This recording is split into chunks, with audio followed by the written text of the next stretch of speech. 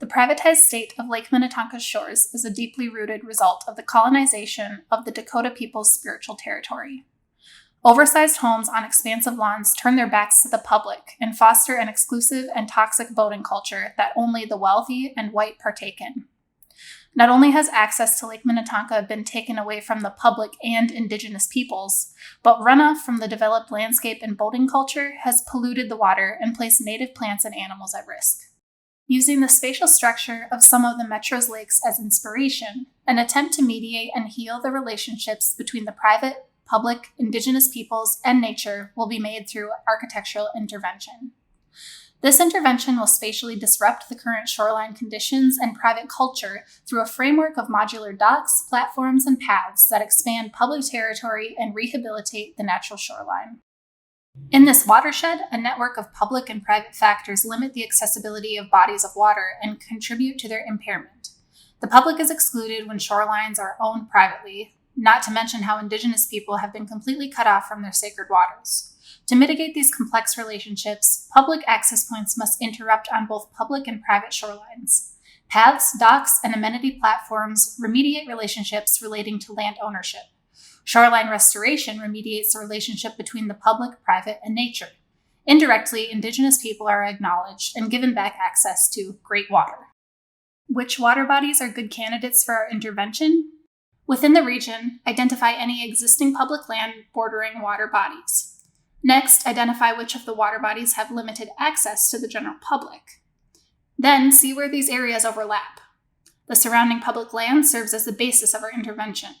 From there, the intervention can have varying levels of success, forming connections between public parcels and extending into neighborhoods, which is highly dependent on private participation. Using this hypothetical water body as an example, we can begin to see how our intervention might come to be. Our process of implementation requires that we first identify any existing public land, beaches, or parks.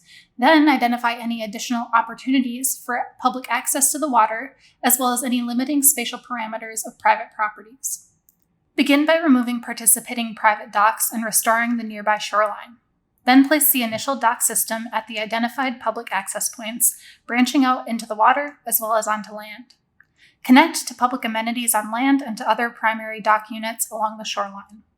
Then add platforms for lake-related amenities, creating a highly accessible public pathway. Wherever the dock system is placed along the shoreline, restoration can occur, especially on private parcels. The existing non-native landscaping is removed, then is replaced by native shoreline plants like wetland grasses. The restored shoreline filters runoff and helps prevent pollution from reaching the water. At this scale, we can begin to see what the dock system could look like. The docks, made both of wood and metal, are assembled with 6-foot minimum square modular units. Some of the wood may be reclaimed wood from the removed private docks. A change in material to metal grates will cause areas of the dock to be less opaque and allow for growth of the natural ecology below. We would seek to collaborate with Dakota and Ojibwe artists and include art or patterns that mark key paths while acknowledging the history of the site. Because of its modularity, the dock can take on a variety of shapes and forms in each specific location. Where the path extends to land, reused existing sidewalks can also be marked and painted with indigenous art, denoting their association with the path system. And local limestone pavers can be added where there is no existing sidewalk. Because the intent of the intervention is to extend into the neighborhood, we've mapped the road conditions behind the shore bordering parcels. You can see that on Lake Minnetonka, the majority of the roads are without a shoulder or sidewalk. However, we have identified areas where the road is a dead-end condition leading to the water, making this a great spot for our intervention. You will see a collage of this later on. There are also areas where the road is adjacent to the water, making this another good spot for our intervention. Private participation is key in creating a more publicly accessible dock system. For those willing to participate, shoreline and side yard setbacks for the area are identified and utilized to create space for shore restoration. They allow the pathway to extend between parcels and connect back to the public road and into the neighborhood. New connections from participating parcels to our dock system are made. The docks will have boat slips and a variety of amenity platforms. Thinking through how this process might unfold at Lake Minnetonka specifically, we begin by first identifying existing public land, which will be our primary access points.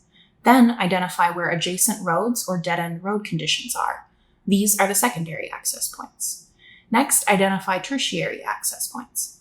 These are private parcels that have agreed to participate and will attach their personal dock to the larger public dock system.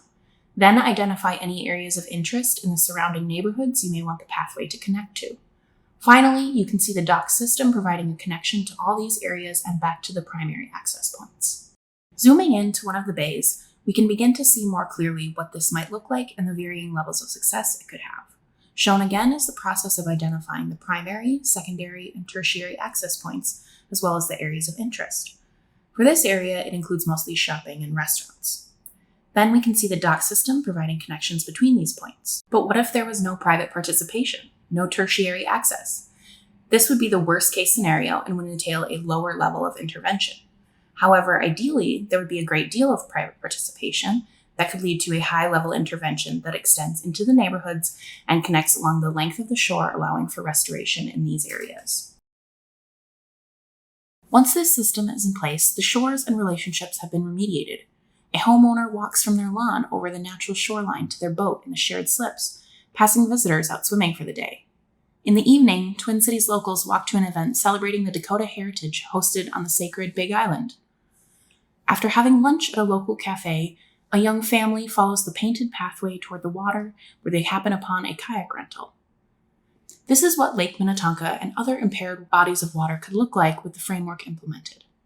Not only has the native ecology and shoreline been remediated, the relationships between the private, public, and indigenous people have been remediated as well.